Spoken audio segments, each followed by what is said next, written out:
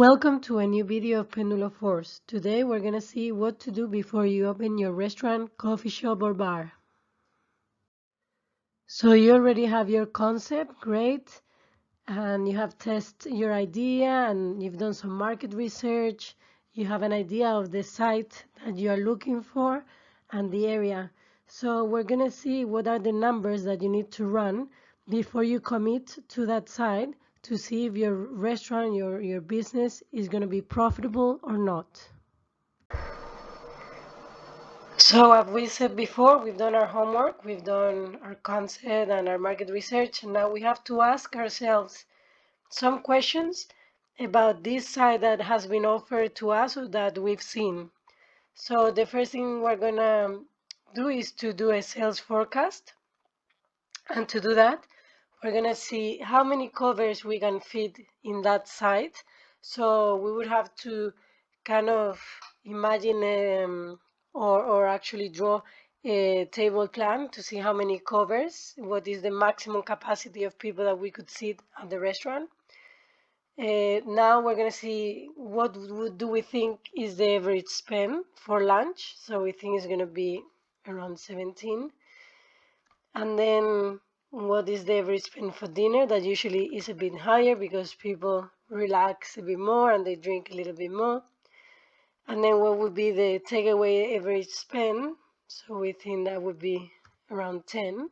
As the people are going to come to the site and collect their food. And then what is the average spend that we think we're going to get from the delivery? If you don't have these numbers, you should ask people around in the area and keep doing your market research so you have an idea of really what these numbers are about. Because otherwise, if they are not realistic, you could be doing a sales forecast that is completely wrong. So let's see. What we're going to do now is to see how many times we can turn those tables. So for example, on Monday, we're going to leave it empty because it's the day that we're going to give a rest to our team. And also it's like the area is very, very quiet. So we don't need to be open on that day because probably those shifts wouldn't be profitable.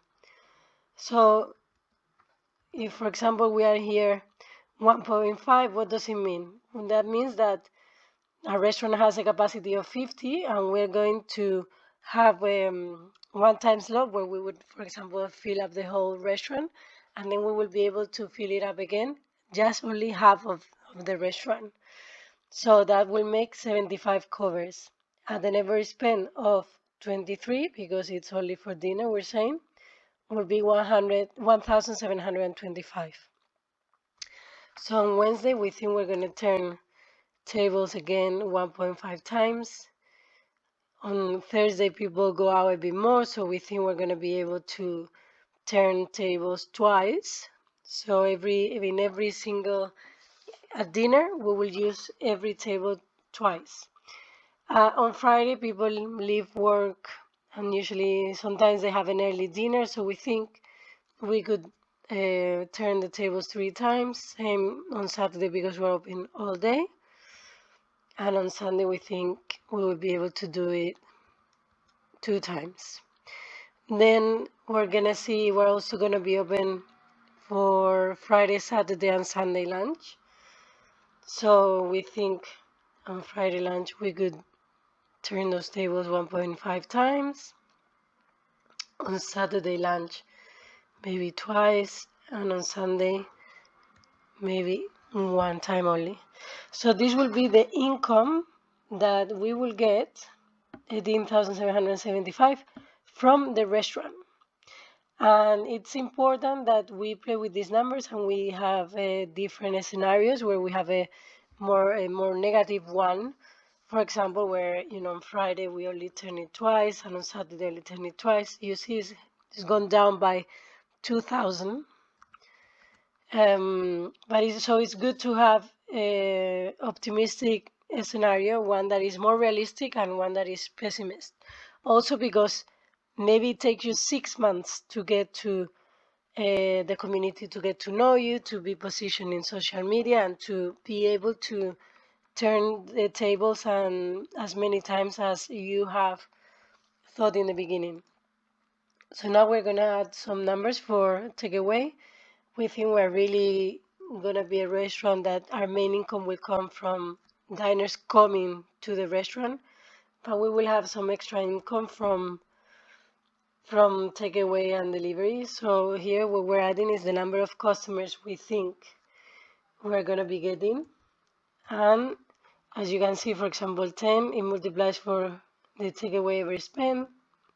So that's what we think we're gonna do every day. And then on Friday, Saturday, and Sunday, that's what we are projecting. And we do the same thing for delivery. We think delivery is a bit higher than takeaway, but not that much. And usually it will increase on Sunday. Usually is the day that we are busier or people in our area are busier. So we won't take too much delivery at lunchtime. And so in the end, we have the total will be over 20,000, and we have the income that is coming from delivery, from takeaway, and from the restaurant.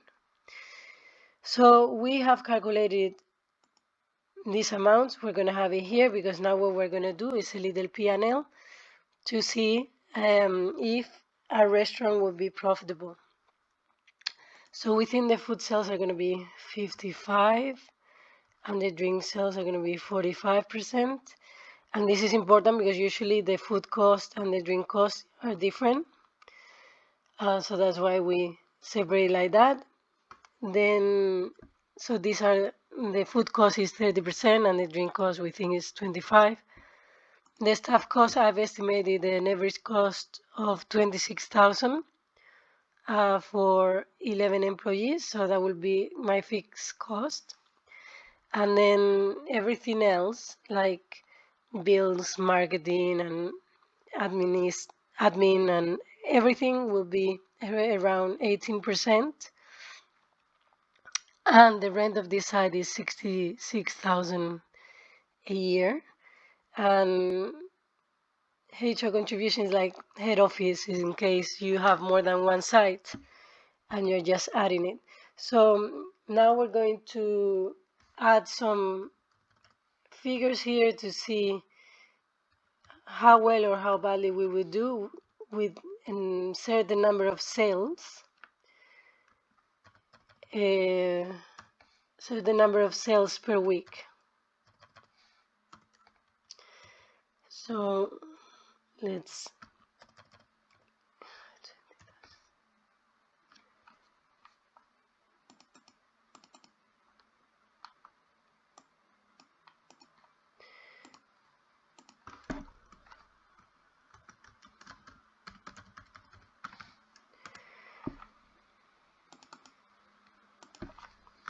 so